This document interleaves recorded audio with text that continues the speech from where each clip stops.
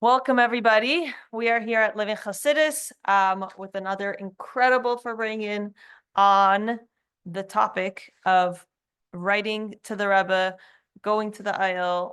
And for years, many, many years, I've been asked, Michal, how do we do this? What's a duch? What's a pan? What's a michtav? What do we do when we get there? How does this whole thing work? How does the process, how do we connect, all of that? And we said, Baruch Hashem, here we are, and we are having a incredible class with Rabbi Yosef Katzman. Yosef Katzman is an acclaimed public lecturer. He was born and raised in Crown Heights, Brooklyn, at the court of the Rebbe. Rabbi Katzman initiated many Jewish outreach projects and founded a Cable to Jewish Life television show. His current passion are the teachings of Hayemim. So I will pass the mic on to him. Thank you so much. I did, I think. Well, I can't because not enough people are on. Do you want to join? And let me do that. And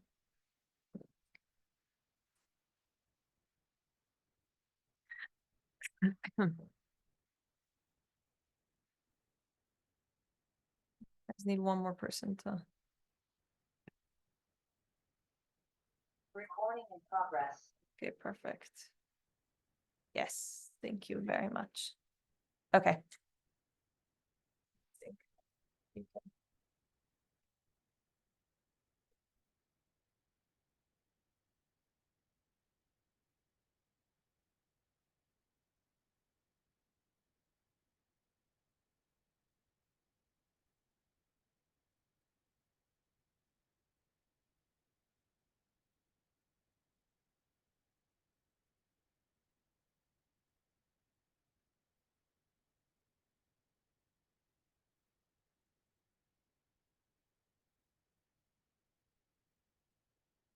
So the gist of the topic is, of course, what's our connection to the Rebbe, how to start communicating with the Rebbe,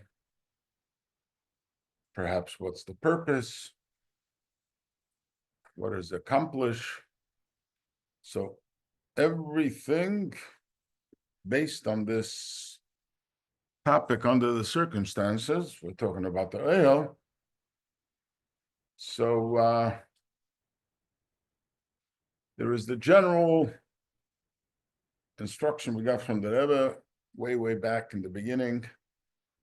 After Yitzhak, the Rebbe wrote to a Chassid that everything continues as was, and you have to continue writing to the Rebbe, right, and send it to the Ohel, or go to the Ohel yourself, and you're asking about an answer.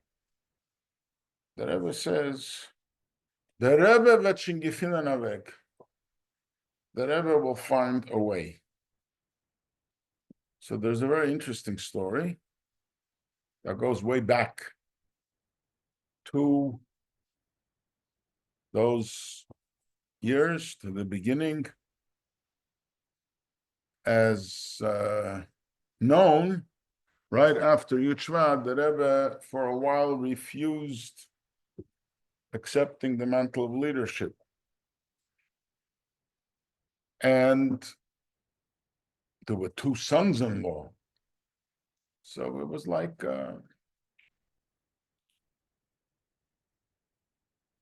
it wasn't certain what was happening. So I heard a story from Rabbi Weinberg, famous Rabbi Weinberg, who said he was a member of the Ohel of the yeshiva of Tamchet Minim, and the head of Tamchet Minim was the Rebbe's brother-in-law, the Rashak. And after one such meeting, the Rashag turned to the people present and he said, I want to share something with you. He started off by saying, you know that there's a little tension, so to speak, between me and my brother-in-law. In other words, I wasn't sure who's going to be Rebbe or something to that effect. And yet, the Rashak says, Rabbi Garari, he said, I am a great admirer of my brother-in-law because he's a very wise man. He's a brilliant administrator, and he knows how to run things. So when I need to consult with someone, he is the one I turn to. And I ask him for advice. So recently, he said, I asked him for advice about a certain matter. And he told me, why don't you ask our father-in-law? My eyes popped out. I looked at him. I said, what do you mean, ask our father-in-law? It was after Yitzhak. I need an answer, he says. I can say whatever I want, but I need a response. So my brother-in-law, the Rebbe, told me, okay, so I will ask. He came back after whatever it was, a few days, and he said, my father-in-law said such and such. And this is what you should do. So Rabbi Garari turns to the people and he says, say about him whatever you want, whatever your opinion about him is. One thing I can guarantee you, I'm telling you with certainty, he is not a liar. If he says he heard from our father-in-law, he heard from our father-in-law. Basically acknowledging that the Rebbe was able to communicate with the Frierdiker Rebbe and get a response. And he kind of threw in the towel. He said, I cannot do that. So for the Rashag, it was an impossible task. But the Rebbe said, the Rebbe turned to him like, why not? You should be able to. Now we would think that it's only something that belongs to the Rebbe, but we see that the Rebbe didn't treat it that way. The Rebbe expected that the Rashag is also able to do that. And when the Rebbe wrote to a Chassid, he told him the same thing. You write. You need an answer. Leave it up to the Rebbe. He will find a way how to send you an answer. This is the state of affairs that we find ourselves. So basically, first we need to address the idea of writing to the Rebbe in general, for which I got my answer. Well, I was given enough time. I don't usually get so much advance notice before I give a lecture, only if it's some major trip, but locally, usually it's a last minute thing. And here I was asked weeks in advance, and I had enough time to drive myself crazy. What am I going to talk about? So the Rebbe sent me an answer. I wrote to the Rebbe my last visit by the Ohel that I was invited to speak here. And I'm asking for a bracha, that it should be successful. So guess what? We have living Torah every Motzei Shabbos. We hear a choice of sichas from the Rebbe. And this week, I got my answer exactly what we need to talk about, what to base our discussion on. So if the technicians are around, I would like to share screen the first part, about 5-7 minutes, of this last week's Living Torah.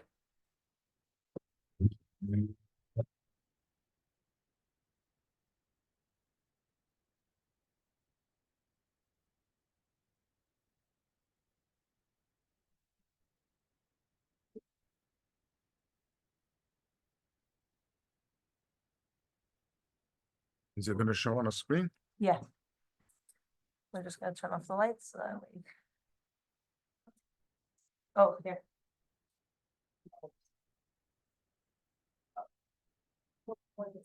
Okay, can you guys see? Okay.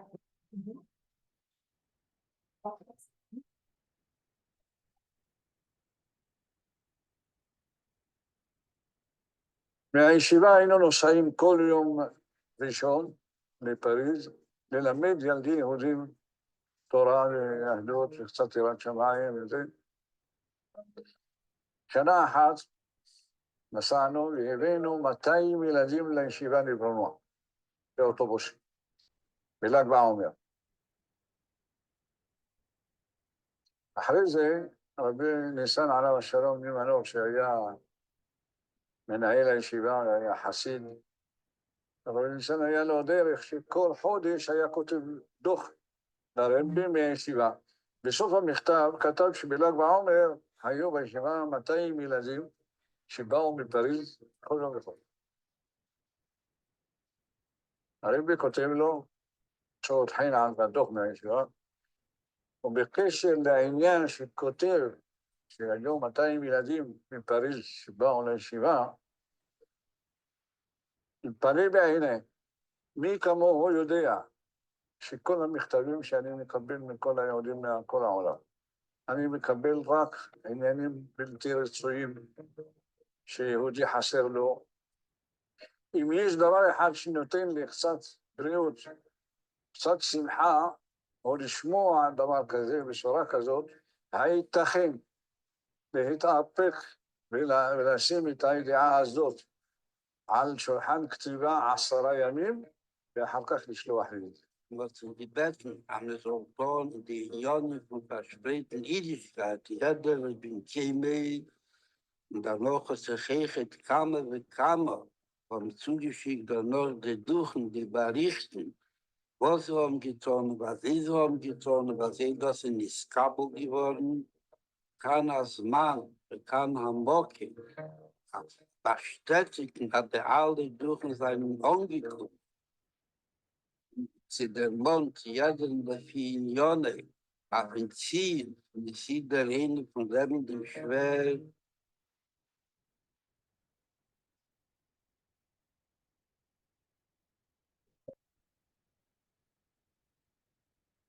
The Rebbe was having a big campaign about to do Mifsoim. And in New York, they started with the Mifsa tanks. I want also have here in Ohel a tank. Why? We have a big college, like Haven College. We should have a tank with it. Is I make a campaign.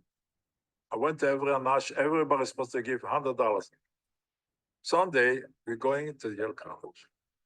And we are stopping students. I think it's a big sign. Put on a mezuzah, put on film. As I make a draft, everyone from Anash was to give with a line. 2 guys will come this week, other two guys, and they'll stay 2 or 3 hours every Sunday. The students have a newspaper, and they're putting on the front page with a picture from the mobile and the headlines. We are come to remind every Jew his identity. They should remember he's a Jew. That's it. They took the newspaper and I sent it to the Rebbe. Can you imagine the Rebbe and they write me after this write me a nice letter. Das ist ein Risiko, mit einer Sinnestikter, mit einer Jascherkehr, mit Kohl, alles Schönes, wo in Jahren muss es da sein bei Paar. Vergibes und jedem gewinnen, Kehrer zurück, alle die do und der Move to Besitzer, mit dem sich die Chulim und Broches und mit ihnen Kehr, mit allen Jahren muss es da sein dabei. Amische Jaschli Monde Rätsel Masai und gleich wissen die, Amische Jaschli Masai Rätsel Dalekne, wo der Fune sich verstandig beim Gehe, wie Achri sehr. I remember when I was a Talmud in Kfar Chabad in Yeshiva, we went out with Tzira Gudus Chabad of Eilat to military bases.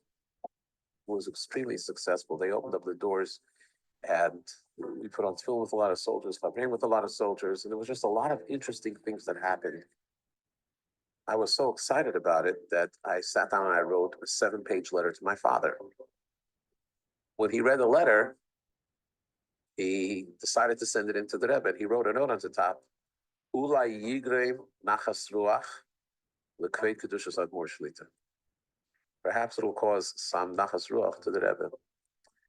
And the Rebbe sent it out and crossed out the word Ulai and Yigreim and wrote the word Goram.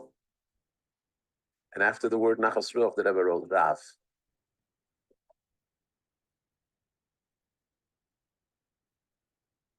הרב ניסן אומר, אם תשאל למה אני מראה לך את המכתב הזה, יבוא יום שאתה תהיה מנהיג ציבורי, שליח של הרבי, ויהיו לך עניינים להודיע לרבי, אל תעשי כמוני. תקף שיהיה לך משהו להודיע, תכתוב הרבי, תודיע. It's like a Sachmal Umfang in Zettlach mit 3 Wörter. Hinnen die Lewasser Tev. Ob sich ich wenn kamme Pommen, was gegat an einfach verreden kann je Wasser Tev. Habo bei Yosef kein Lewasser Tev li Yosef love. Bis ich von jeder eine von Anach. Der Rebbe will heint herren zu des Teves von jeder Schliach. ארגנתי תלמוד תורה לילדים, סידרתי את זה על לוח כזה מנייר עבי, לבן, כל שם ושם של כל ילד וילדה, ושם האמא שלנו נזכרתי שם, כתבתי סדר הלימודים, שמות המורים, תוכנית הלימודים, והכל. כשנכנסתי ליחידות, מסרתי את זה לרבי. את השמחה שראיתי על הפנים הקדושות של הרבי, הרגשתי טעם גן עדן, פעם ראשונה בחיים שלי. Is a sichere Sache, beschaß nehmen auf sich. Als Misman muss mit dir sein. Was tun getan in der Potze der Jahres war Majone. Is unter dem, die das Hem ist Zelle. Als soll tun noch mehr, wie tut, belav hochi.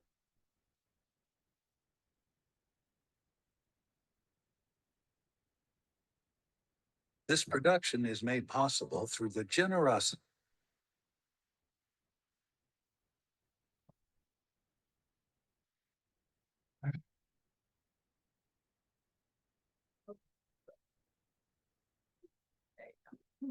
So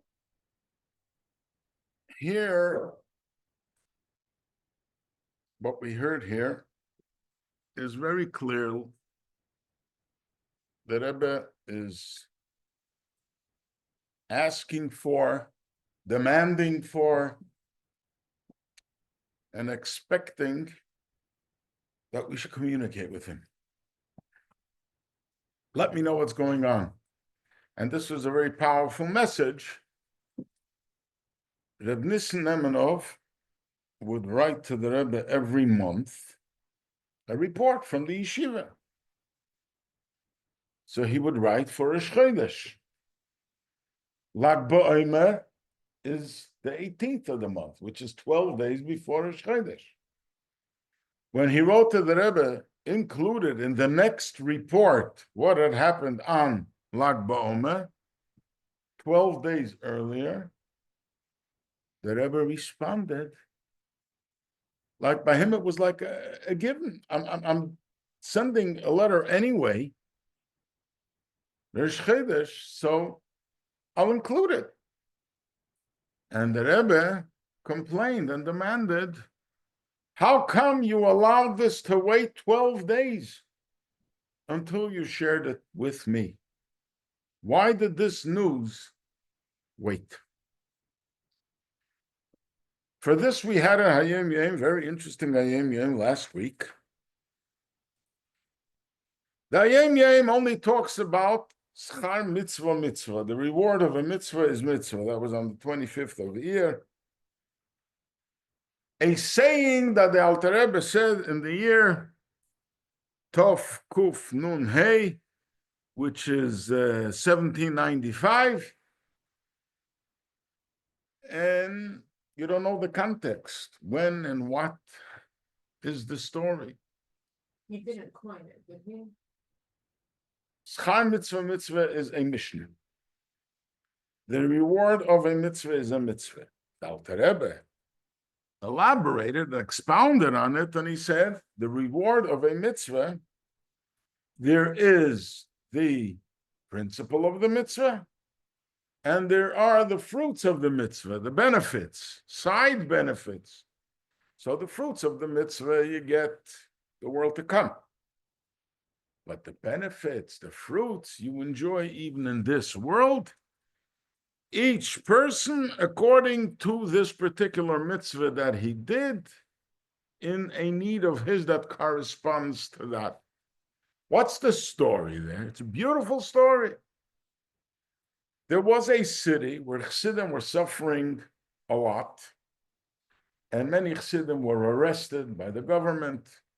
It was a very tough time for Chassidim. And finally, they overcame it. So the Chassidim decided that they want to inform the Alter Rebbe about this, to send him a letter informing him that, thank God, the decree is over. There was a certain Chassid, and this Chassid, I think his name was Rabbi Blecher, and he was a simple Jew. He worked very hard and he didn't earn much. He was very poor. But he came running to the committee of Chassidim who were preparing this letter, and he brought money and he said, I want you to send this letter special delivery express to the Alter Rebbe, that it should reach the Alter Rebbe sooner, because I want him to get the good news fast. And the head of the Chassidim, the Mashpia, looked at him and he said, what are you talking about? You're a pauper. You can't afford this. I can't take this money from you for this express letter. You have family problems. Your wife is ill. Your children are ill. You barely make a living. I'm not taking this. Became a whole issue. And the elder Chassidim got together. They heard out both sides. And the final decision was that this Chassid is right. We are accepting this money from him, and we are sending this letter, special delivery express, or in those days, a runner, with a special runner who will deliver this letter with the good news to the Alter Rebbe. To the surprise of all Chassidim, a short while later, one of the Alter Rebbe's shluchim, a shadar, there was one of those people who would travel around on behalf of the Alter Rebbe, whether it was to raise money or to teach Chassidus, came to that town, and he brought a special letter from the Alter Rebbe, handwritten, addressed to this Rebbe Blecher, maybe Rebbe Shimon Blecher, I'm sorry. And he gave him a handwritten letter, and he writes him and he thanks him for making the effort of sending him this letter express. And in this merit, because you gave me, you did this mitzvah of giving me good news, express, the Eibishter will reward you that you will be able to forever share only good news. And he gave him all the brachas. And sure enough, after that, things turned around. His parnosa improved. His family was cured from all the illnesses. And he lived a wonderful life. He was able to continue sending good news to the Alter Rebbe. So this is a clear indication how important writing and sharing good news is. And the Rabbeim in particular. Now, this is a general issue that the Rabbeim had to deal with throughout the generations. We do know, by the way, something which is very important, one of the things that a Rebbe stands out from other mashpim, unlike a mashpia, you can have a teacher who will teach you and guide you in your spirituality. A Rebbe is also able to guide you and lead you in material matters, in Gashmias. This is what singles out a Rebbe over other mashpim. So the Rabbeim dealt with the Gashmias of Chassidim, as in this case, the Chassid gave the Rebbe good news, and the Rebbe wished him. He said, this is the schar of your mitzvah, the reward of your mitzvah is, you gave me good news, you will always give good news. And this is the fruits of the mitzvah that he was enjoying. What was it? Gashmias. His Gashmias needs. The Rebbe says, I want to hear your Gashmias. I want to hear things are good. Tell me that things are good. So this is something that Rabbeim dealt with a lot over the generations. The Frierdiker Rebbe in particular, and by our Rebbe, we find something fascinating. The Rabbeim always complained. Chassidim, you only know me, as you heard it here on the video also. The Rebbe says, I hear from people usually when things are not so well. You write to me when you need broches, when there are problems. But when things are good, you don't. You don't have a habit of sharing with me. So the Rebbe expects, and he expects from us, and he wants us to share with him good news. So there's a lot to talk about this. Obviously, one of the big questions is, okay, before Gimel Tammuz, after Gimel Tammuz, how exactly does this work? So I don't really want to go into explaining this whole thing about after Gimel Tammuz. I mean, just briefly, there are a lot of people, one of the criticisms they have of Chassidim is that you go to an Ohel. What kind of business is this? They're called praying to the dead, which is the most ridiculous argument. First of all, nobody, God forbid, prays to the dead. The point we find already in Chumash, we find in the Torah. What do we find? That when the Meraglim, when the scouts, when the spies went to scout out Eretz Yisrael, so 10 of them led the Jews astray, and 2 of them did not. One was Yeshua, who was the student of, who was the servant of Moshe Rabbeinu, who had a special bracha, and Kolev ben Yefuna. What happened to Kolev ben Yefuna? When you learn in the Chumash, you're going to learn in a few weeks. Vayovay ad Chevron, when Kolev came to Eretz Yisrael, to Eretz Canaan, to scout out the land, his first trip was he went to Chevron. What did he go to Chevron? So Rashi says, he went to pray at the Meoras HaMachpelah, at the cave of our patriarchs, to ask them they should help him and advocate for him that he should not fall into the trap of joining the other Meraglim, the other scouts. So we already have, in the Torah it says, that one of the things a person does, he seeks the help of the holy righteous, even when they are in the world to come. They're there for you.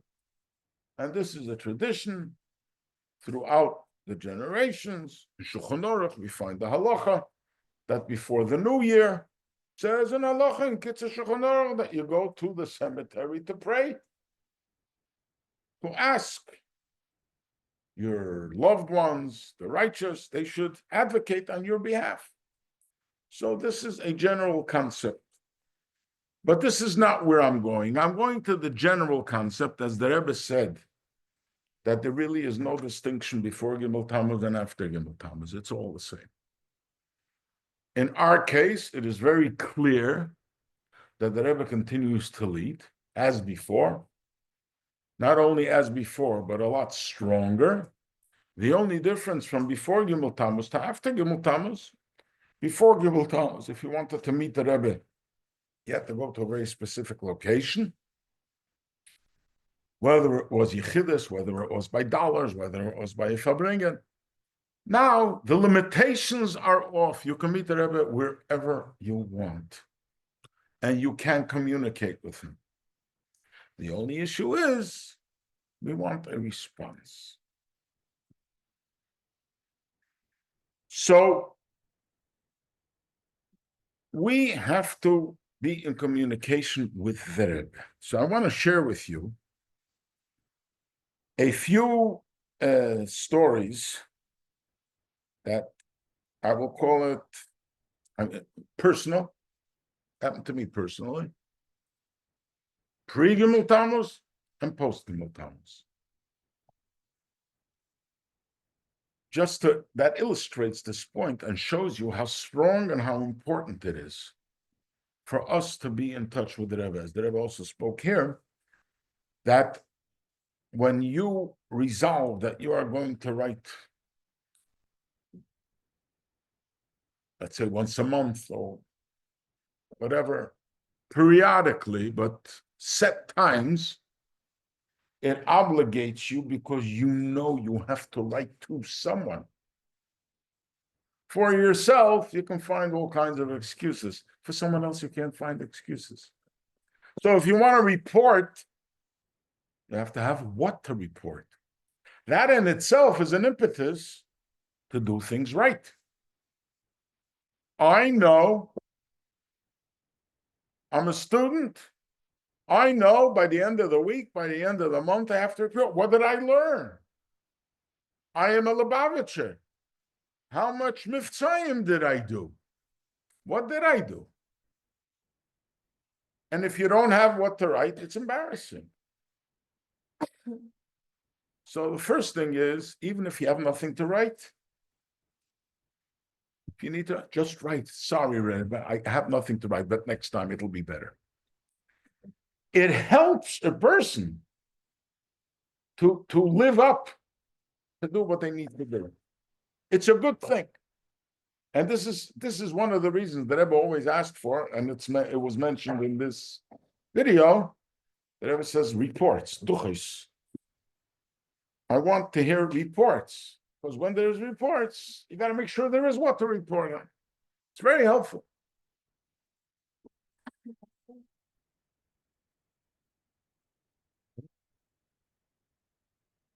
Rabbi Kalarski, he said, many of us are time.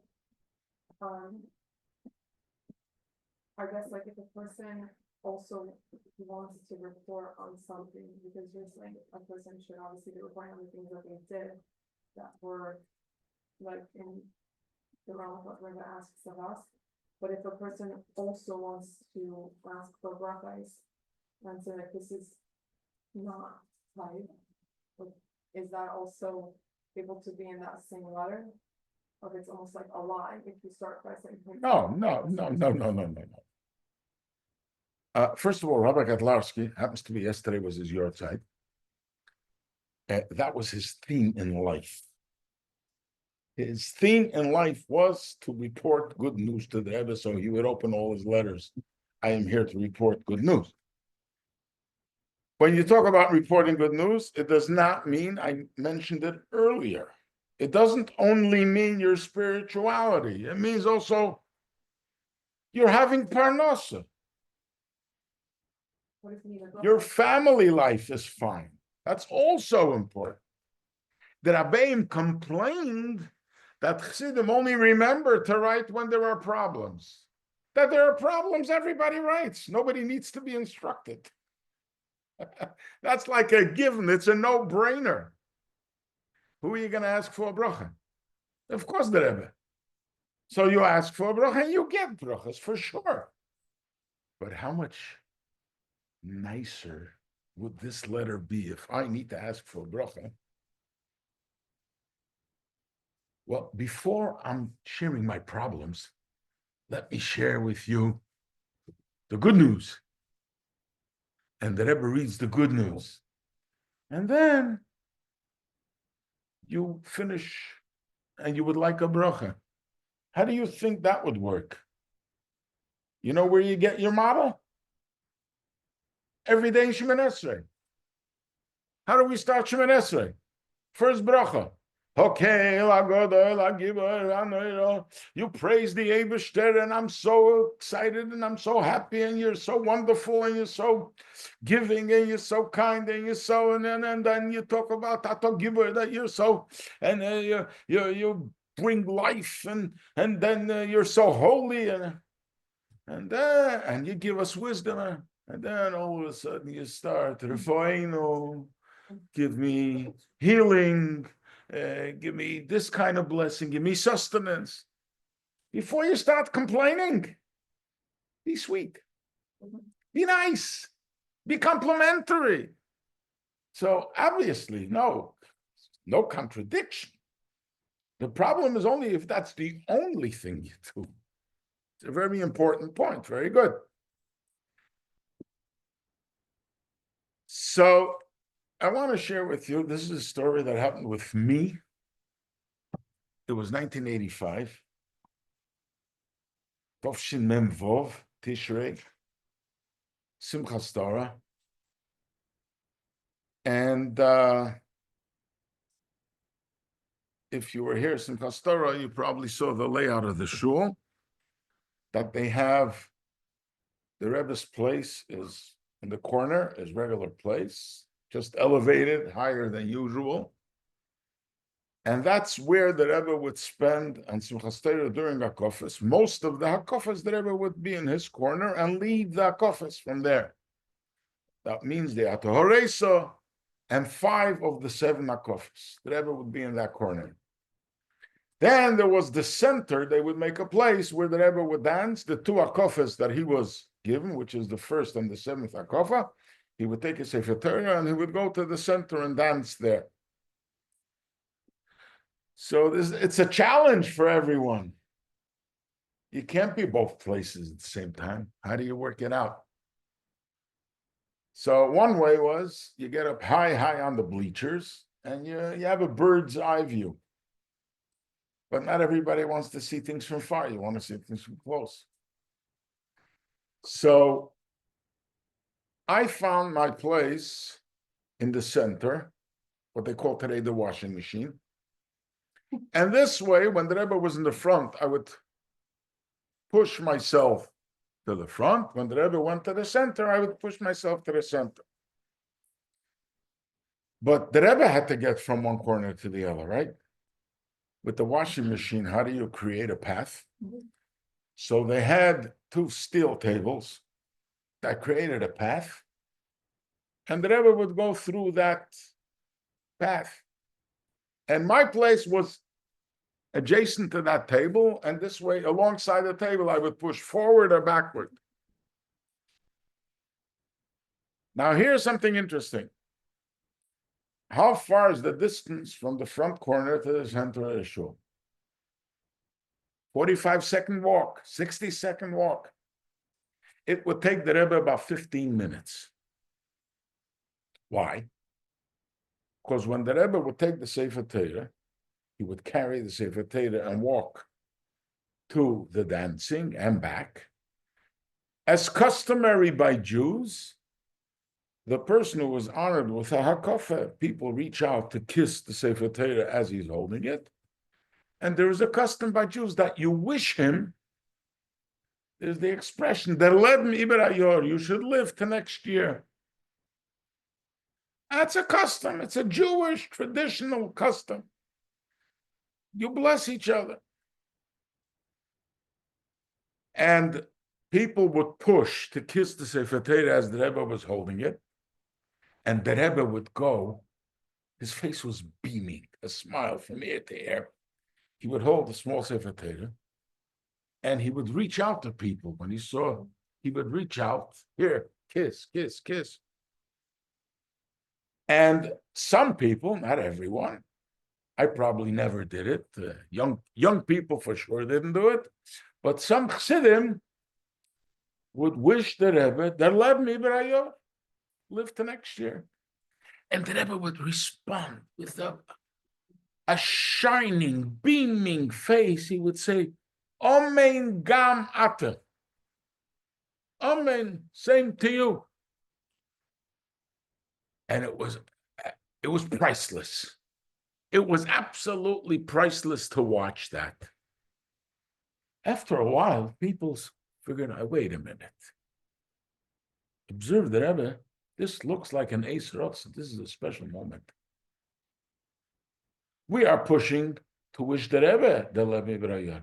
Hey, if it's an Eis Rotz, we can ask for something too. How's that? I hate to use a vulgar expression, but let's press the buttons on the ATM machine. While it's dispensing, the Rebbe is in such a beautiful mood. That's it. Let's cash in. And people started pushing to ask for brachas. And that moment turned into the most incredible moment. The Rebbe started showering people with brachas, miracles. It was crazy. It was a miracle 15 minutes. The Rebbe going from one end to the other. Slowly, the Rebbe was tiptoeing and responding and smiling and answering and giving brachas. It was incredible. So special. Me, as the expert bouncer, I became a bouncer. In other words, if somebody pushed to get to the Rebbe, and before he knows that he can go flying who knows where, I knew how to help them stay put. So at least until the Rebbe answers and notices them, they can fulfill their desire of asking for a bracha. And I did it for many years. I would do that, help people push and pull one away, push the other one in. That was that's a mission I took upon myself. Why shouldn't people get the brachas they need? So I helped them. It was that year, Tovshin Memvov, 1985. And this happened at night by Yaakov the first time, Shmini Atzeres, and then the second night, Simchas Torah, and then Simchas Torah Day. And this was a routine. It became a routine. That year, after the Rebbe finished all the Akofas, and he left. He left the shul. He went upstairs. And all of a sudden, I'm thinking to myself, you fool. You were helping everyone push for a bracha. Why didn't you ask for a bracha yourself? What was at issue? My mother-in-law, a young woman, was gravely ill. And I should have asked for a bracha. I had nothing against her. She lived 3,000 miles away. We had a very safe distance. We had no issues. It's not like there was no mother-in-law relationship here that should hold me back. And I'm thinking to myself, I'm kicking myself, why didn't you do this? It's not nice. You should have. I felt very guilty. Quick thinking, I said, no, I'm not going to let this go. It's still Simchas Torah, even though Hakofes is over. I am going to get a bracha from the Rebbe during Simchas Torah. I run upstairs to check where the Rebbe is up to. And I confirm that the Rebbe is next door in the library, where the Rebbetzin was. And he went for the Yom Tov meal, which means shortly he's going to be returning back to 770 to his room. So I figured I'm going to stop the Rebbe on the way. But I'm thinking to myself, I was a young man. That's some chutzpah to stop the Rebbe and ask him for a bracha in the middle of it. It's like inappropriate. Some more quick thinking. I look around and I see that in the shul, in the Zelle, as they call it, the Zelle upstairs, Rabbi Pinya Korfo, if you heard of him or you knew him, big chassid, major chassid, And he's standing with his Sefer Torah. He's dancing akofas. I ran over to him and I was thinking, this is all my quick thinking, my plotting and my sinister plans. I said, there was a certain individual in this neighborhood. His name was Reb Zusha Feldman. His name is Reb Zusha Feldman. He happened to be a teacher of mine in my childhood. And he was very ill then. And Rapinya was also a teacher of mine. So I'm telling Rapinya, maybe, what do you think about asking the Rebbe for a bracha for this Reb Zusha? To my luck, Rapinya loved the idea. He said, yes, I think it's a good thing.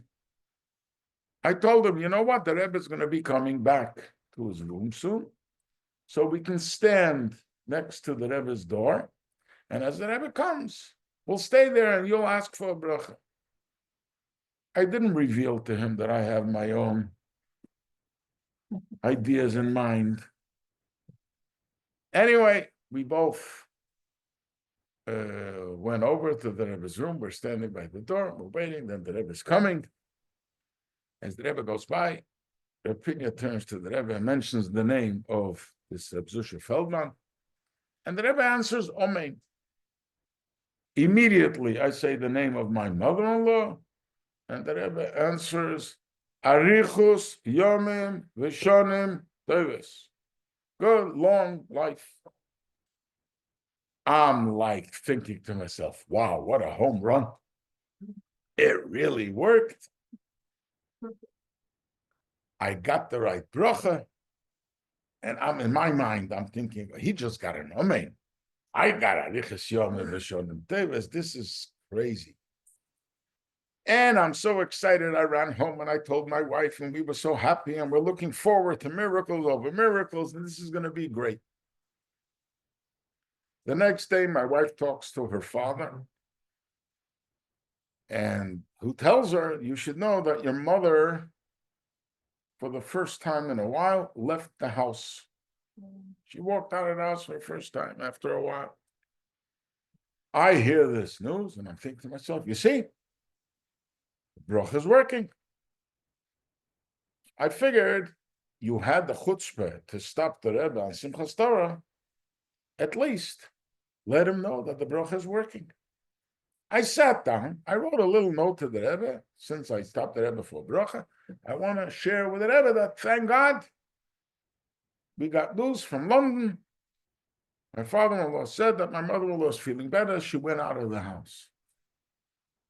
I didn't ask for anything. I didn't expect anything.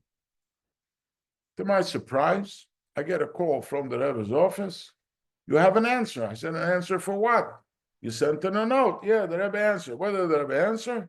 Kein Yevaser Tov Tomit Kol Hayomim B'Tov Anirvan, like Rabbi Katlowski mentioned. Kein Yevaser Tov.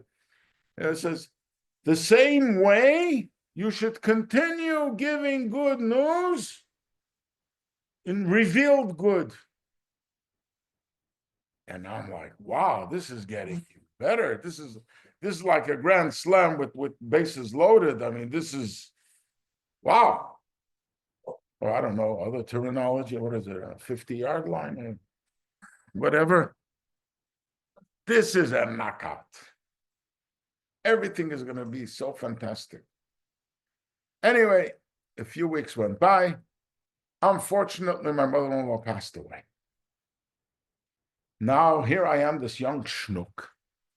I was so overexcited, and I'm bursting with hope and with looking forward for miracles. And things didn't exactly turn out that way. I'm confused. I'm a young man, I'm confused. I had so much faith, I had so much trust, I had so much confidence. So to be a little cynical, I said, the first bracha that the Rebbe said, which was Arichas Yomim V'Shonim Tevis, should have long life. I said, my dear mother-in-law should rest in peace. in your merit, the Rebbe gave me a bracha. The Rebbe didn't say your mother-in-law should live long. The Rebbe just said should have long, good life. I said, mother-in-law, because of you, the Rebbe wished me I should have good, long life. Oh, thank you. But the other part bothered me. And I couldn't make peace with this. The Rebbe says, just like you sent me good news now, you should continue giving me good news. What kind of good news did I already give you? The good news that I gave you was what? She went out of her house once? I mean, is that so exciting? Is this the kind of news you want to keep hearing from me? I mean, this is like, and it bothered me. And I'm trying to get an understanding of what's going on. I started talking to Mashpiyim. What could my Mashpiyim tell me? No, we don't always know everything. But I wasn't comfortable with that. I said, no, I got to do some research. In those years, we didn't have yet the vast amount of Sforim that we have today. For example, there wasn't even one volume of Igros, of the Rebbe's letters, wasn't yet published, not even one. Today you got almost 40. Even Likutei Sichos is a lot less than we have today. And all the publications of the Rebbe's teachings were not yet available.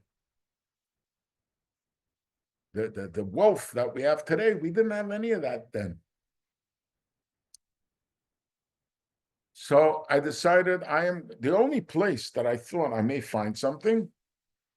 If you look, you open up a volume of Likutei Sichos, you will always find in the back, there are the Hisofas, the additions, supplements.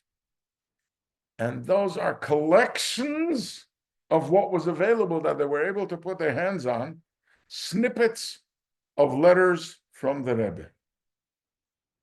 There was very little available, but whatever they could, they would solicit and collect, and they would try to find parts of letters of the Rebbe, and they would put it, they would publish it, they would try to divide it according to the Parsha, to find the connection to the Parsha, and they would publish it.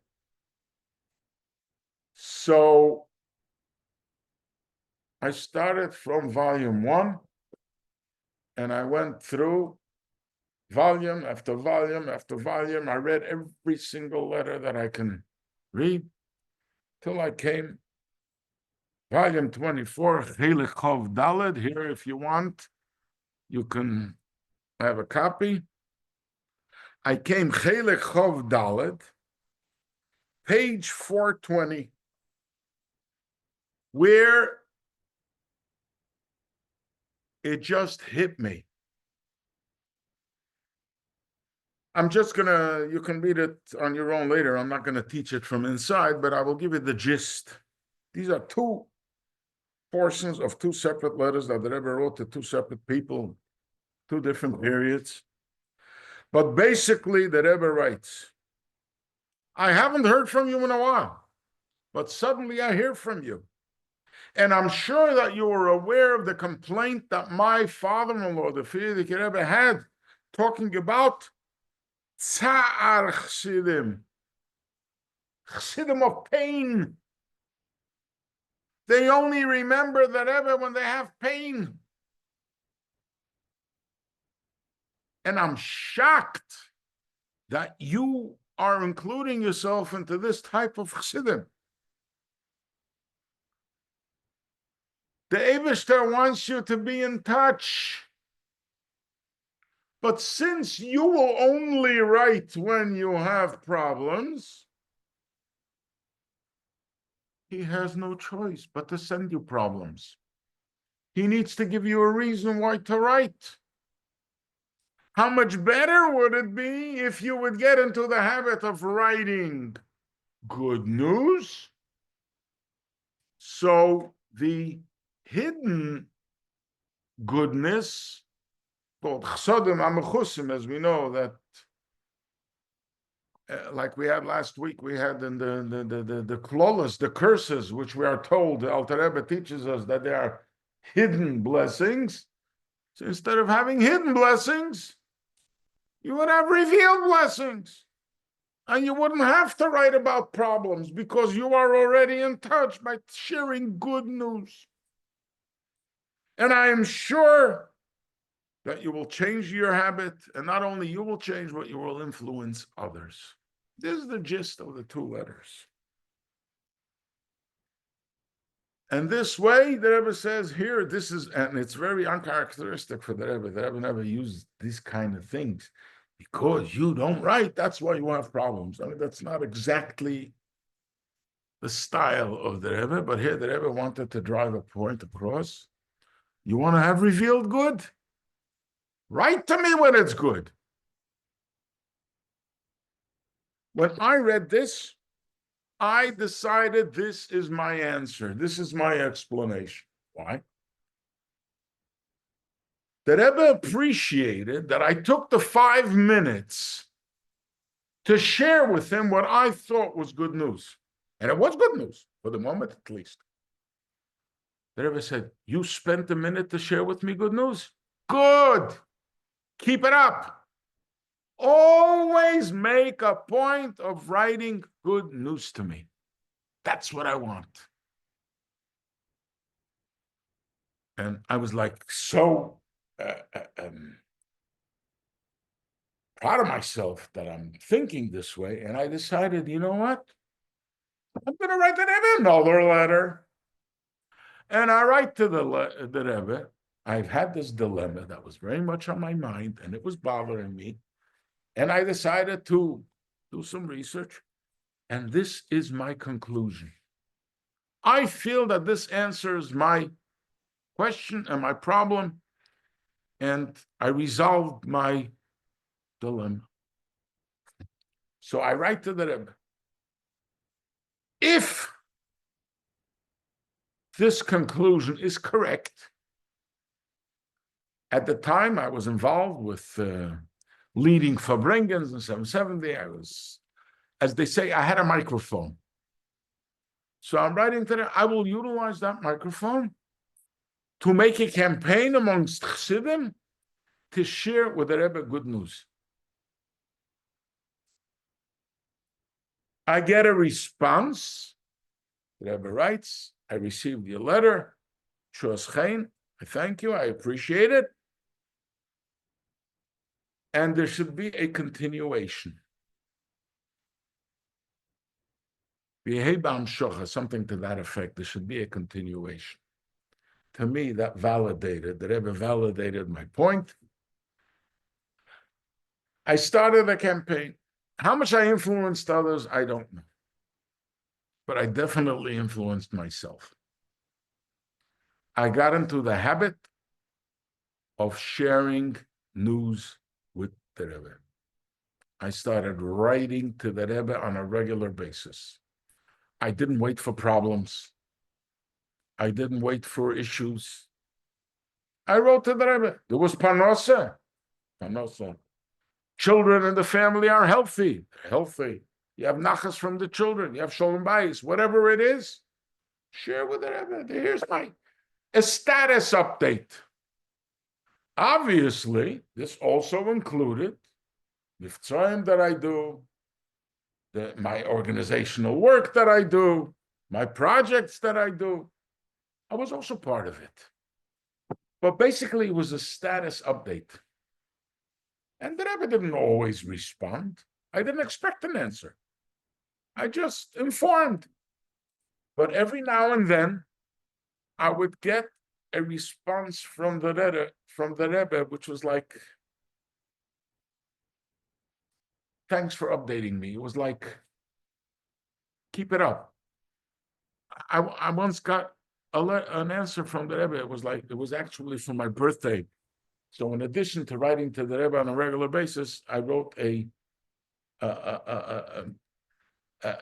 update, an annual report. And I got an answer on the day of my birthday. It was just mind-blowing. The Rebbe writes to me, I'm an individual. I didn't write as a head of an institution. I mean, I worked in Tzach and Tzivus Hashem. I was doing work, but I wrote as a private individual. And the Rebbe writes to me, the expression, I think they had it also here in the video, that the Rebbe gave a blessing that it's a Gemara that says, Misha yesh loy mona reitza mosayim, Misha l'shem mosayim reitza dollar meis. One who has 100 once, double 200, and one who has 200 once, double, which is 400. So the Rebbe writes to me, you should be blessed that it should be fulfilled by you. One who has 200 wants 400. 400, etc. In other words, the Rebbe jumped. He didn't even mention one who has 100. But he went straight to the 200. To me, this was like the Rebbe just telling me, I get your letters, I know where you're up to. And to me, by me, you have passed to the 200 stage. That's like one example. And I remember when I got this letter, I had some Chassidim by me. We had a Farbrengens, and they were blown away. They couldn't they were like, wow, private individual gets such an answer. It was like, but to me, it was only a validation. Yes, you're keeping in touch with me. Keep it up. And this is how I behaved. So I had this on a regular basis. I would write to the Rebbe, and I would get responses occasionally, very occasionally. But I got those responses. After Gimel Tammuz, in a way, I actually intensified my writing, because before Gimel Tammuz, I probably would write once a month. After Gimel Tammuz, I got into a habit of going to the Ohel every week. I go to the Ohel pretty much every Sunday. You go to the Ohel, you're right. So I just give the Rebbe weekly updates. And not necessarily expecting much of an answer or not asking for an answer, but every now and then I can get responses in every which way you may imagine. And even those you cannot imagine. I don't know how much time you want to listen, but I'm going to tell you just 2 stories. It will blow your mind. I mean, these answers can come in a dream. They can come. You walk out from the Ohel, you walk into the video room, and it's right there for you. The Rebbe is speaking to someone exactly addressing your need. Or you open up a Nigras Kodesh, you read the Rebbe's letters.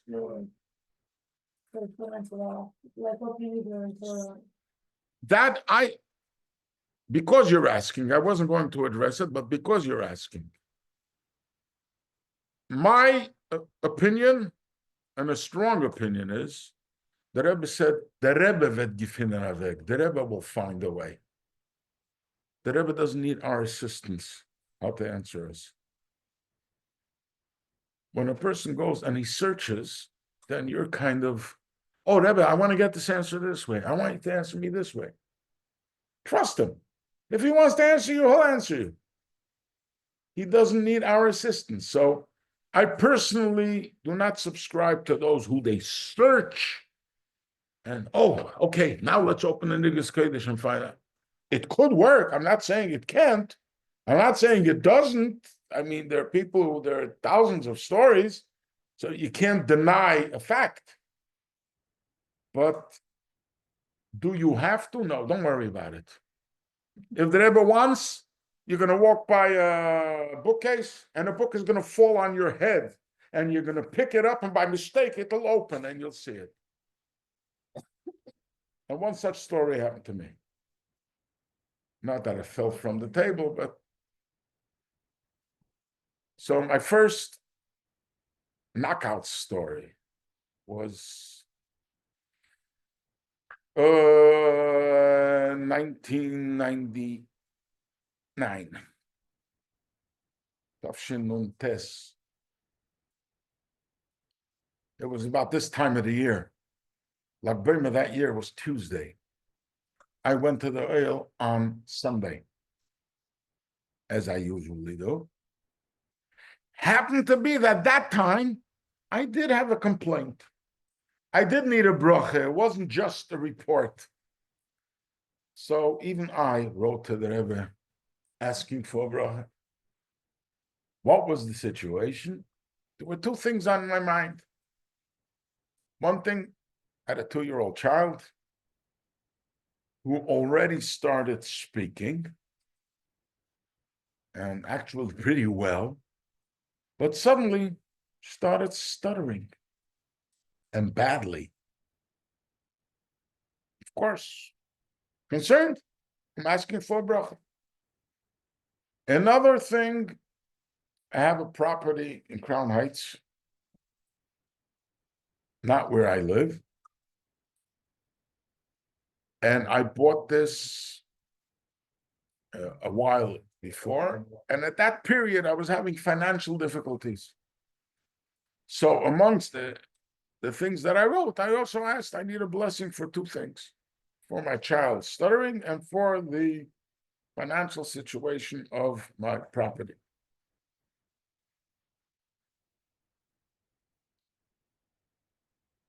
That was Sunday. On Monday, I was sitting in 770 between Mincha and Ma'ariv. I'm waiting for the minyan for Ma'ariv. Right next to me on the table is a Igris Kodesh from the Rebbe. Okay, so I sit down. I mean, I read Igris Kodesh regularly. So there's one right next to me. I sat down. I opened it.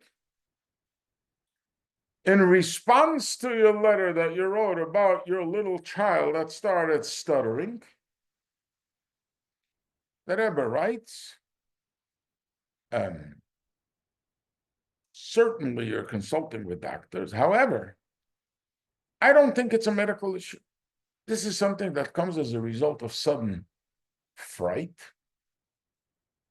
You have to research, find out what caused the fright, calm her down, and hopefully I'll hear good news from you. I'm like, wait a minute.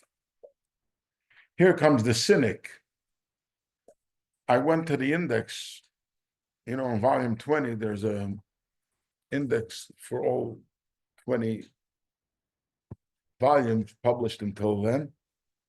And I'm looking how many entries are there on the topic of stuttering. I found 4 in 20 volumes. So I went to all of them. I looked up each and every one of them. And 3 of them were like of no significant content. But this one is exactly what I wrote. I wrote about my young daughter who is stuttering. Okay. Of course, I went home. I showed it to my wife and, keep our fingers crossed. What's going to happen?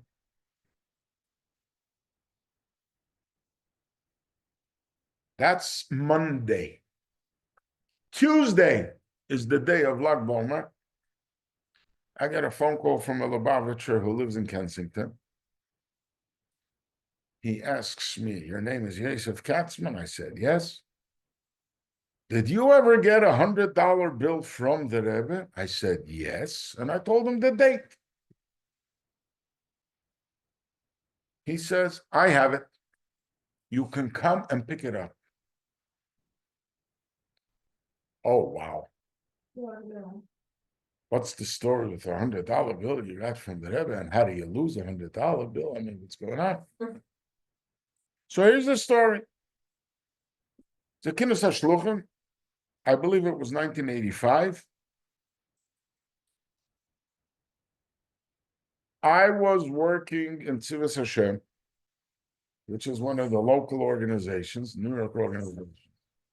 The whole shlichus operation, the whole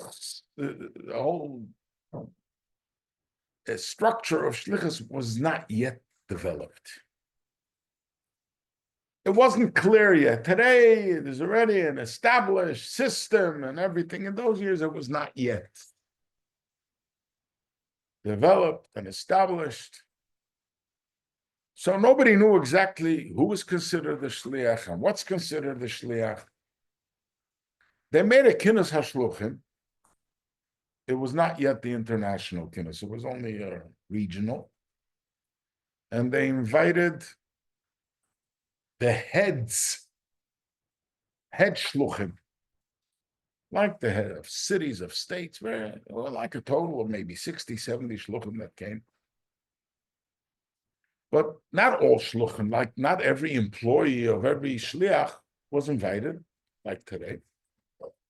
And also, the New York shluchim, or the New York employees of Moisdes, of Tzach, or Machon Chana, Machon Liadus, they were not classified as shluchim then. You stayed in Crown Heights. You're not yet, it wasn't yet established what the deal is with these people. So we were not invited to the skinners, besides for the fact we were not the heads. However, because we were local, we were allowed to come as observers.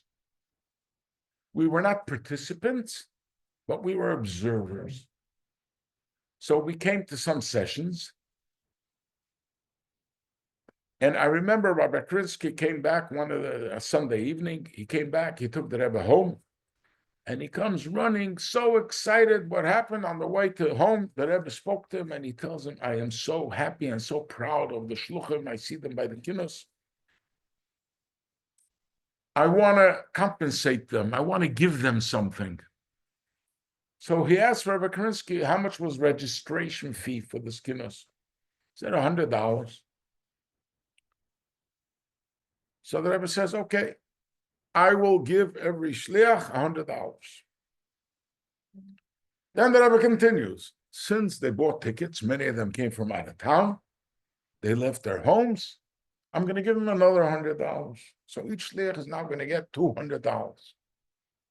Then the Rebbe continues, since the shluchim are going to get the $200, and they're going to want to hold on to it, and they're not going to want to spend it, and I want them to spend it, therefore, I will give $1 more.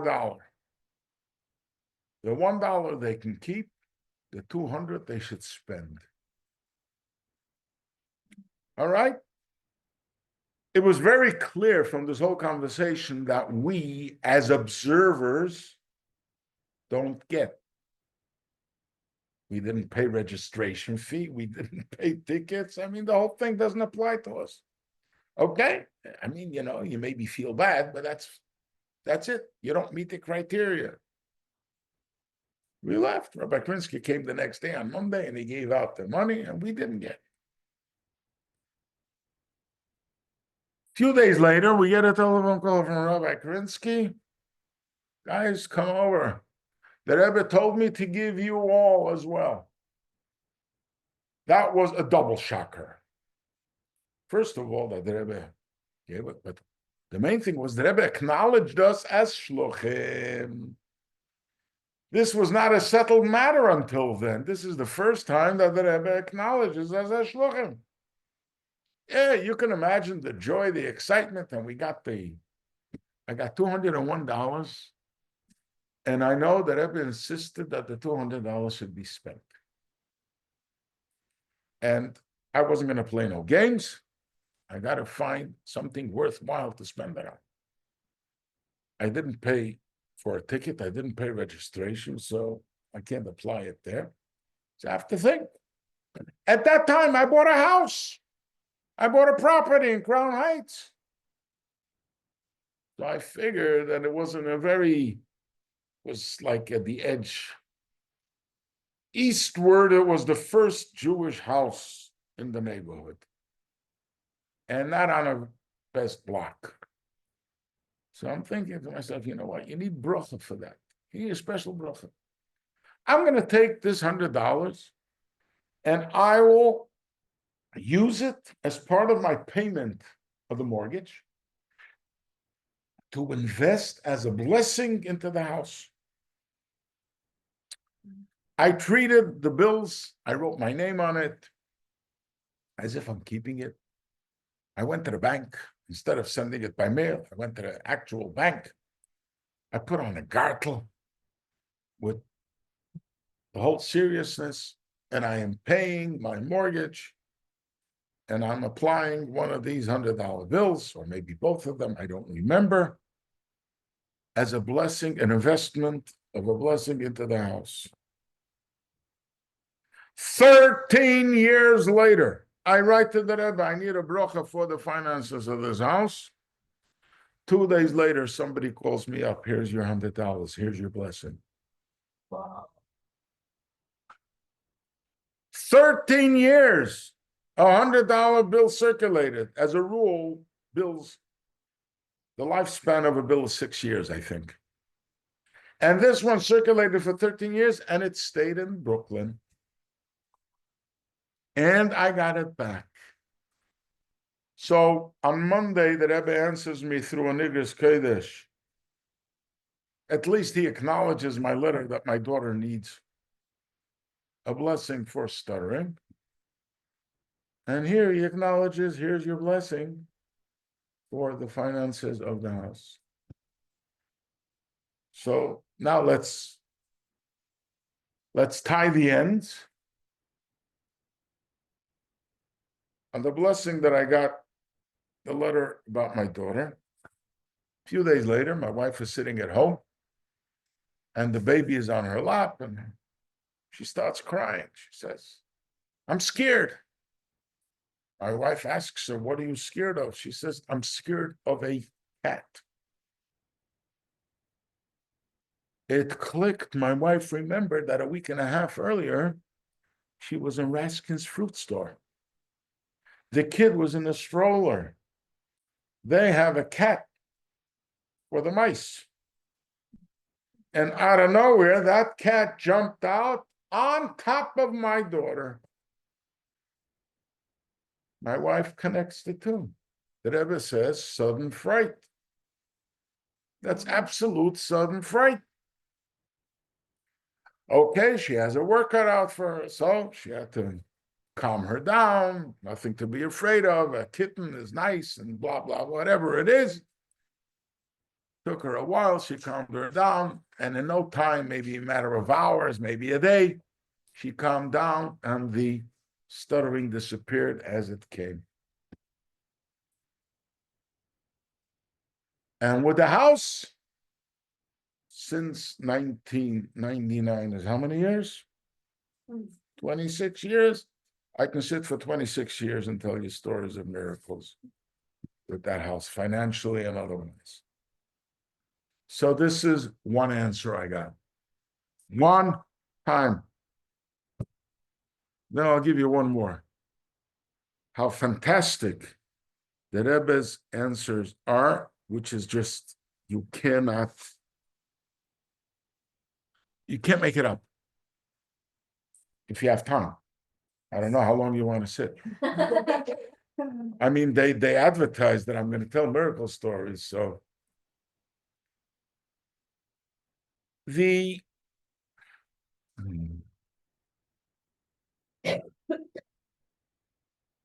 This happened, I don't know, 2008 maybe? Whatever, in the second half of the O years. Somebody convinced me, also connected to that house. I had equity, convinced me to take a loan. We're going to make an investment. It's going to make me rich. I never wanted to be in the investment business. Whatever, we worked it out in such a way that we're gonna do a deal. Okay. So I went, I made the investment. From the get-go, it looked brilliant. It was a great investment. Everything worked fine for about a year, year and a half, maybe two. But then, being that we didn't have good experience, we made a fatal mistake.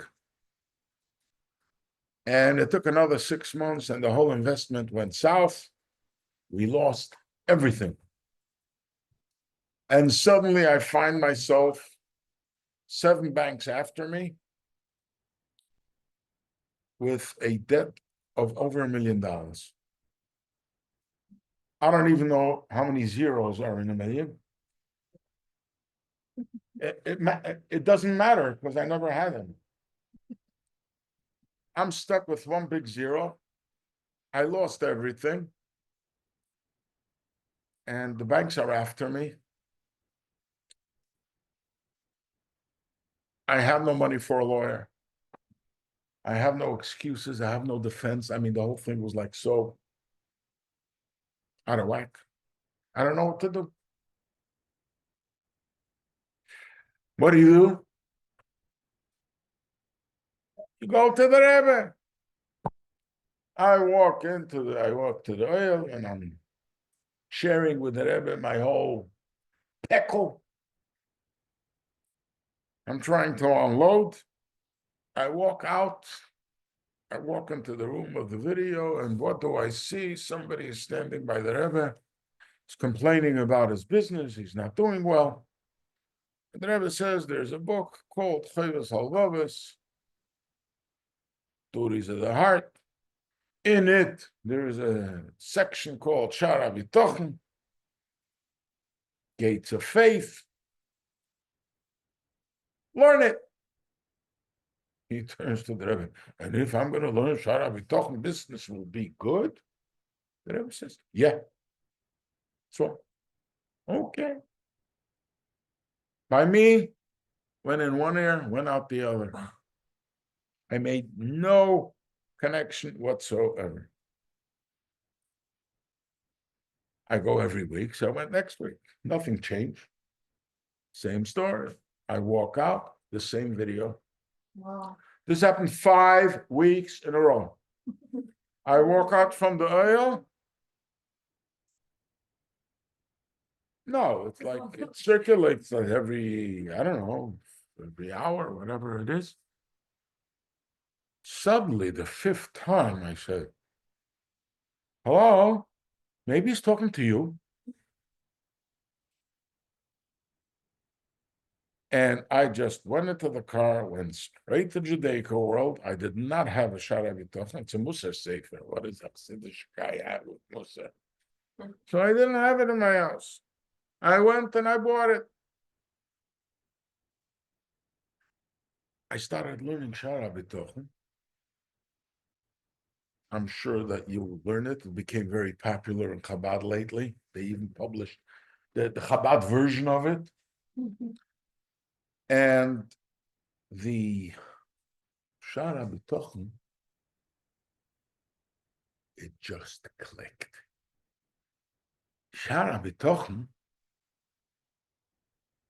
it's an intellectual, cold, calculated. It's Musar. It's not passionate Chassidus. It's cold, calculated logic explaining to you why you have to have faith. And it's impossible otherwise. And it makes sense. To me, the big intellectual that I am, it spoke to me. The guy makes sense. I'm subscribing. And I made a decision. I said, why am I losing sleep?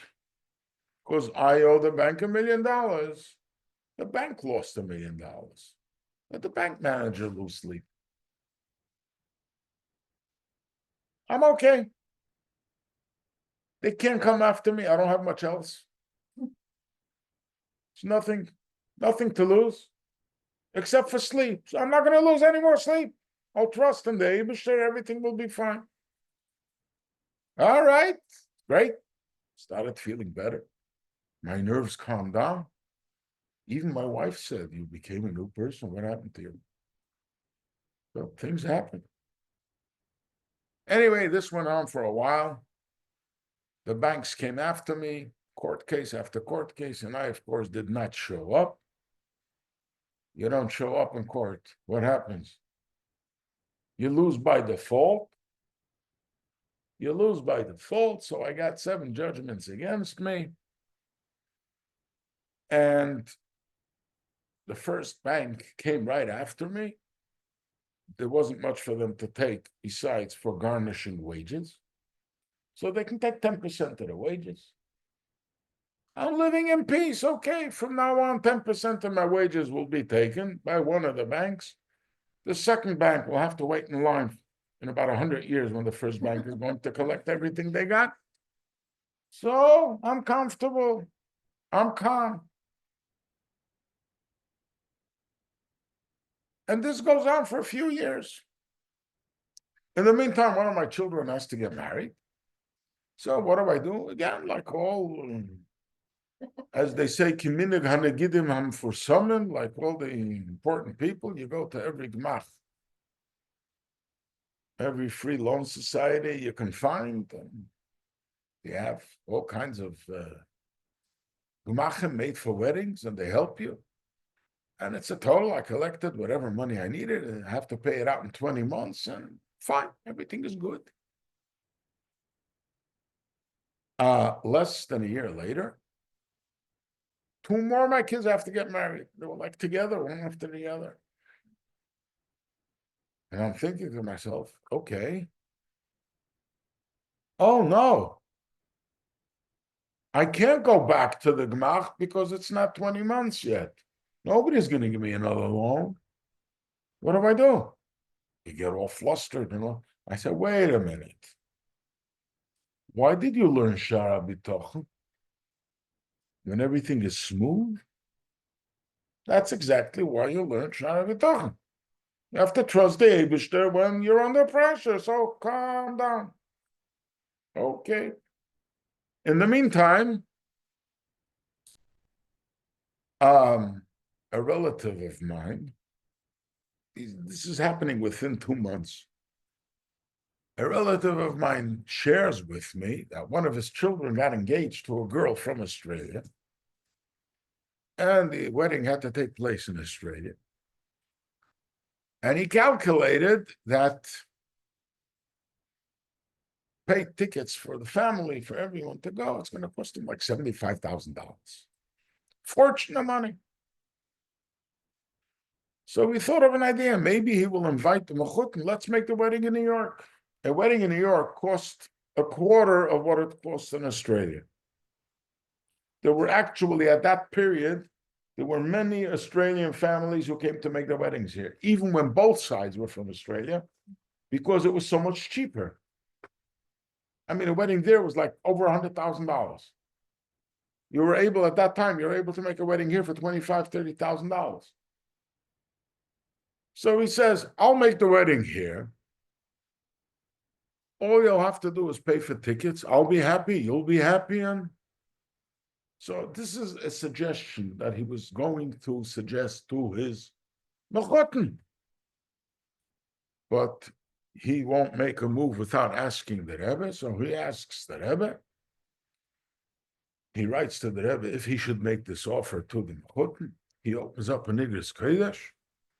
What does the Rebbe write in the letter? I was very happy to hear that you're traveling to your son's wedding. I know you had some financial calculations. You should know that when you have to marry off a child, new channels open up.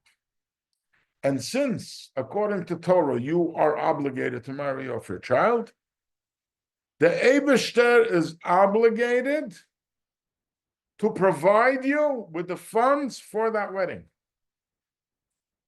And if it occurred to you that you will get this money and then you'll be able to use it for something else, you should know the money won't be there for anything else. It'll only be there for the purposes of this wedding. And I'm listening to this and I says, why is he telling me this story now? This is a story that happened quite a few years earlier, and all of a sudden he's sharing the story with me. And I said, yeah, think about it. The Rebbe is saying that the Eibusher is obligated to provide you with your funds for the wedding. You're having 2 weddings to make. All right. It's God's responsibility, and he'll provide. So I consciously made a decision from now on. I am not worrying about money for the weddings, to the degree that when I go to the Ohel and I write to the Rebbe and I ask for blessings for the weddings, there will be no mention of funds. It's off the chart. It's not my worry. So why even talk about it? Why even ask for blessing? It's off the chart. In the meantime, I was sitting by a simcha. I met someone, and he starts asking, well, how's my situation, my financials? And I told him, listen, it's all messed up, but it's fine. He hears my story. He says, I know somebody in Borough Park. There's a Satmar guy in Borough Park. He handles cases like yours. He knows how to beat the system. Go to him. He'll take care of you. I said, how much does he charge? He says, nothing. The only thing is his office hours are from 10 p.m. to 3 a.m. He doesn't want sunlight, doesn't want daylight on his operation.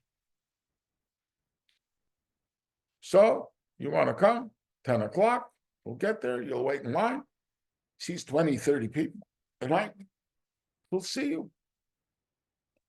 All right, that doesn't cost, so I'll lose a night's sleep. I come with all my court cases, I have a whole pile, like seven cases, 7 summonses. I come to the guy, I walk in, and first of all, he greets me with a smile like I'm his long-lost brother. Satmar Chassid. Why are you? Yossi, come in, sit down, make yourself comfortable. What's the issue? And I show him, and he just scans through quickly. He says, no problem. I will prepare for you all the legal documents that you need. I will tell you where to go and who to call. You will have to go to court once, twice, 3 times, 5 times, whatever it'll take, and watch these cases disappear.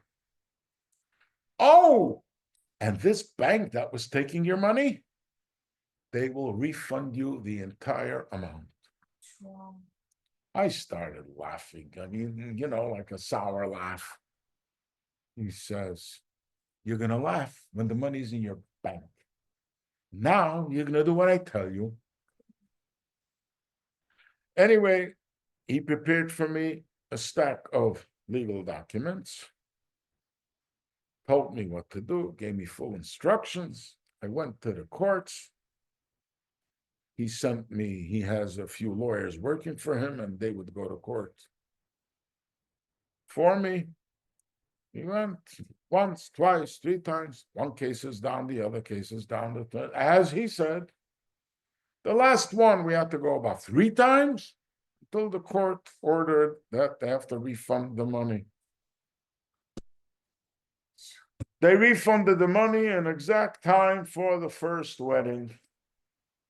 That was a good savings, a forced savings account to pay for the wedding. Wow. Okay, everything is covered. But there's another wedding a few weeks later, and the money is used. That's it. What do you do next? So God is great. That same property that I've been talking to you about and mentioning earlier, the neighbor had a fire.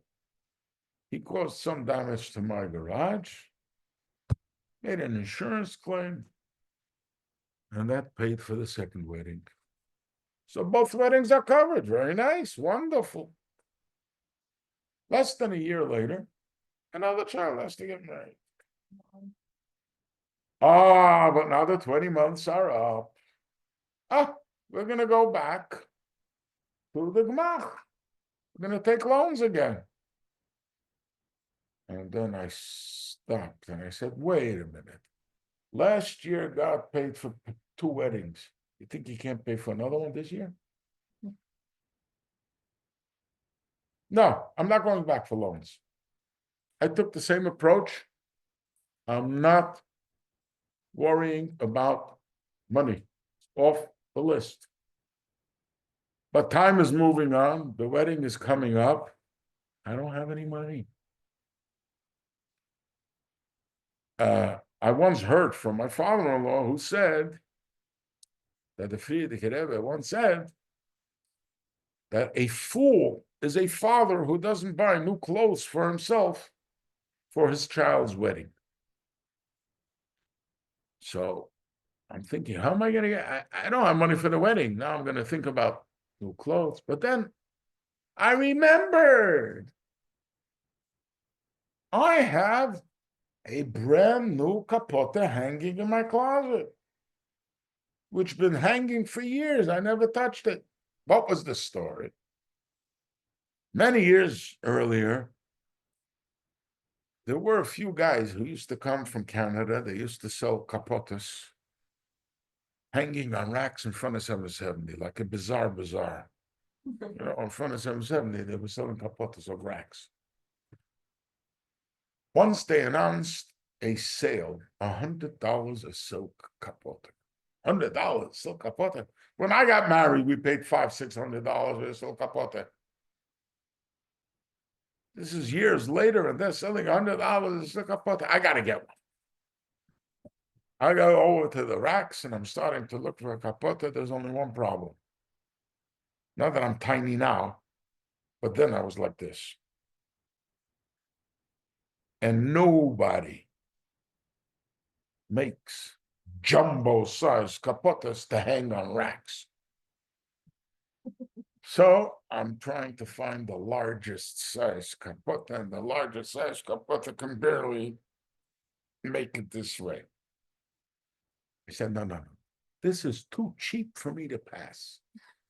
I am buying this capote, and maybe by some miracle, I'll lose weight. Who knows? I had a lot of faith. I took the capote, I put it in my closet, and it's been hanging there for at least 10, 12 years. And at that period, I started losing weight. Thinking, hey, maybe this capote is going to fit now. I bought the biggest that was available then, so maybe this time it's going to work. I'll have at least a new capote. I'm going to my closet. I'm pulling the capote off the hanger, and I want to put it on. A silk capote is very light. Very light, very lightweight. This capote is a little too heavy. I swing it around, I put it on. No, it's not just heavy, it's bulky. I stick my hands in. What's this? Thousands and thousands and thousands and thousands and thousands on counter. I said, where is this? What is this? I called my wife. She was at work. I said, were you stashing away some money in the capote? No. Where is it from? I have no idea. The only thing I can think of is when I made that investment that took me down, there were periods that I had cash. And it could be that once I put it away for Shabbos or whatever it may be, and I forgot about it. Which is like so implausible. I'm not that rich to forget about thousands of dollars. But there's no other explanation, and that's probably what happened. So I count up the money, and that paid for the next wedding. Okay, you can't make it up. This is not Igris Kodesh. This is not video. This is just God. Wherever they find their way. Whatever it takes, they will make it happen. If you are in touch with the Rebbe, It's a two-way street. It's as straightforward as that. We cannot ignore and we cannot pretend. There are no limits. The Rebbe wants to hear from us, and he makes himself available. He listens to us, but it's up to us.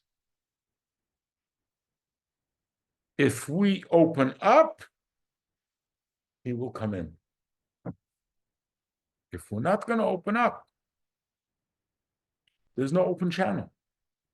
The Rebbe can still, in spite of you closing the door, he can find a way to get in also. I'm not going to deny that Rebbe can do the impossible. There's no limits. But there's nothing like having open channels. You're open with the Rebbe will be open with you. And you can expect it, and it's going to happen. This is our connection with the Rebbe. This is why we go to the Ohel. The Rebbe said we should go to the Ohel. Asker al Atzion. Everything you wrote to the Rebbe said, Asker al Atzion, Asker al Atzion, Asker al Atzion. People sometimes would complain, we want an answer. The Rebbe said, I gave you the best answer. The best answer is Asker al Atzion, to mention it by the Ohel. That's where everything, that's the gates of heaven. Now it's a situation where we are able and capable to go to the Tzion and connect. And the Rebbe responds. Thank you so much. And I'll wait here, I saw like between the street and the walkway, like the picture that on the floor. I just saw it, yeah, when we took it like, huh? It's on the floor. I needed like, just like, Oh, now it's late. Thank you so much, Thank Mr. you. Katzman. thank you. We usually take a selfie with our speaker. Are you okay with that? You don't have to move. You can stay here. I just turn around and take a picture. Is that okay? I'm on television, so So you're all right. and You guys want to come to that side? pictures are part of my Okay. existence. Do I have to turn around? Yeah, if you want to turn around. Is everybody ready? 1, 2, 3. Yay, thank you so much. That was so powerful. Wow. Thank you.